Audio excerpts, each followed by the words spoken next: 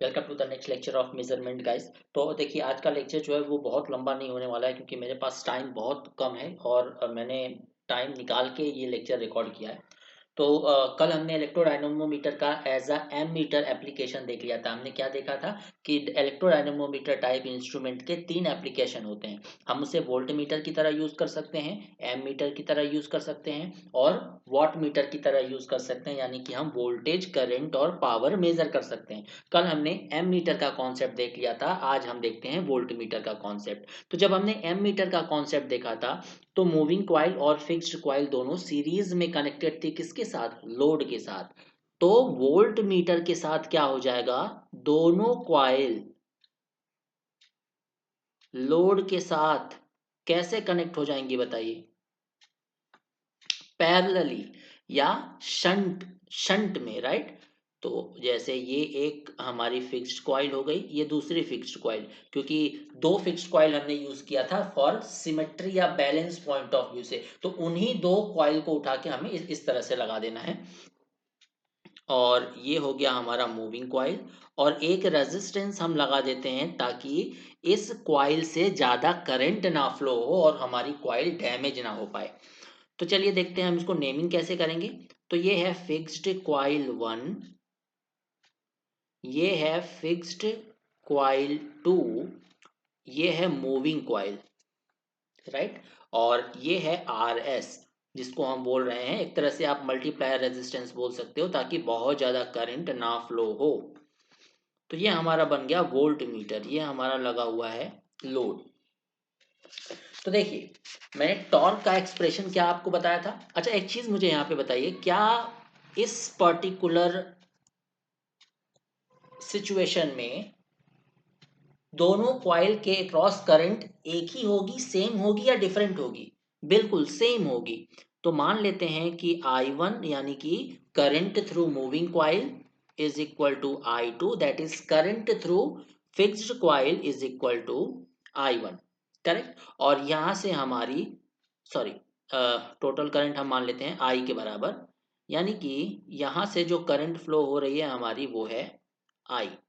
तो ये I की वैल्यू अगर हम निकालें तो कैसे निकालोगे आप? ये जो टोटल वोल्टेज V है, Vs नहीं, इसको V मान लीजिए। तो टोटल वोल्टेज V यहाँ पे आ रहा है, एक सेकेंड, ये टोटल वोल्टेज V यहाँ पे आ जाएगा। मतलब ये I करंट की वैल्यू कितनी हो जाएगी? Applied voltage divided by RS, correct. Torque का इक्वेशन हमने क्या पढ़ा है दोस्तों? टॉर्क का इक्वेशन कल मैंने क्या प्रूव कराया था? I1 I2 cos phi dm upon D theta. अब यहाँ पे एक चीज मुझे बताइए, दोनों करंट सेम है। जब दोनों करंट सेम है तो दोनों के बीच का फेज डिफरेंस कितना होगा? जीरो। तो cos फाई, फाई की वैल्यू जीरो, cos जीरो क्या हो जाएगा? 1। तो डिफ्लेक्टिंग टॉर्क बच्चा क्या मिल जाएगा हमें यहाँ से? v by R S multiplied by v by R S D M upon D theta. तो similarly deflecting torque is equal to v square by R S D M upon D theta. तो ये हो गया equation number first, deflecting torque का formula. Controlling torque के बारे में हमने पीएमएमसी में ही बात किया था कि कंट्रोलिंग टॉर्क हमेशा के थीटा के बराबर होता है, और ये मैंने डिटेल में डिस्कस किया था। आप पीएमएमसी वाला लेक्चर देख सकते हो, पहला लेक्चर। तो जब पॉइंटर रुक जाएगा, हम अगर पॉइंटर को रोकना चाहते हैं तो कंट्रोलिंग टॉर्क डिफ्लेक्टिंग टॉर्क के बराबर होना चाहिए, यानी कि एट स्टेडी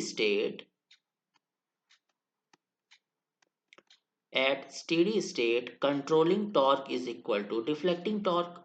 अब मुझे बताइए, कंट्रोलिंग टॉर्क की वैल्यू है के थीटा, के है स्प्रिंग कांस्टेंट, डिफ्लेक्टिंग टॉर्क की वैल्यू क्या है? V square by R S D M upon D theta. तो थीटा इज इक्वल टू क्या हो जाएगा? V square by K R S, sorry R S square हो जाएगा ना यहाँ पे, R S into R S. So R S square, K R S square D M upon D theta. तो आप मुझे यहाँ से बताइए, जो डिफ्लेक्शन है वो किस पे डिपेंड कर रहा है? Deflection is directly proportional to voltage का स्क्वायर। मतलब यहां से इस कनेक्शन के थ्रू हम क्या मेजर कर सकते हैं दोस्तों, वोल्टेज मेजर कर सकते हैं। और स्केल कैसी होगी इस कनेक्शन की, नॉन लीनियर, क्योंकि theta is directly proportional to V square है। तो नॉन लीनियर स्केल हमें देखने को मिलेगी। तो ये कंस्ट्रक्शन हमने देखा किसके लिए, electrodynamometer type instrument as volt meter. चलिए देखते हैं जब हम इसे यूज करेंगे, इलेक्ट्रोडायनेमोमीटर को ही हम यूज करेंगे एज अ वॉट मीटर। तो वॉट मीटर में आपको पता है दो तरह की कॉइल होती है, वॉट मीटर हम डिटेल में पढ़ेंगे आगे। वॉट मीटर में दो तरह की कॉइल होती है, एक फिक्स्ड कॉइल होती है, एक मूविंग कॉइल होती है, और दोनों कॉइल हम यूज कर रहे हैं। देखिए यहाँ पे जो पॉइंटर हम लगाएंगे ना, ये मूविंग कॉइल से लगाएंगे। यहाँ से हमने पॉइंटर लगा दिया और ये स्केल है हमारी। मूविंग कॉइल मूव करेगी, पॉइंटर मूव करेगा और हम रीडिंग ले लेंगे। चलिए देखते हैं अब वॉट मीटर का कनेक्शन कैसे बनेगा।